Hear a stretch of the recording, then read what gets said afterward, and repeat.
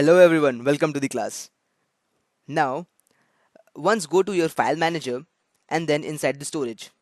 Make sure in your settings option you have turned on the show hidden files. Once you have turned on the show hidden files, you'll see the hidden files coming up in your screen. Yes, the dot system underscore xy is an example of a hidden file. So hidden file starts with a dot. Alright, now come back to a Termux terminal. Now, if we want to know the version of our package, so we use minus minus version command. Let's example, we want to know our list version. So type ls, that is the package name, then minus minus version. We'll get the full version installed, the current version installed of the list.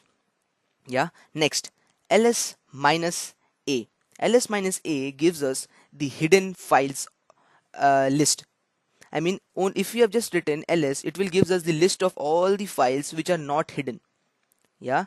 Now if you type ls minus a, it gives us all the files, the hidden as well as the non-hidden files. Yeah.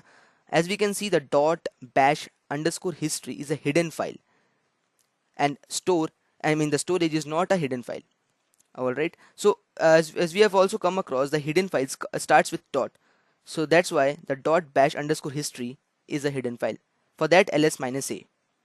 Now just clear the screen, and now if you want to change the directory, yeah, so we type cd stands for change directory, and whichever directory you want to go, just type, just write the name of the directory.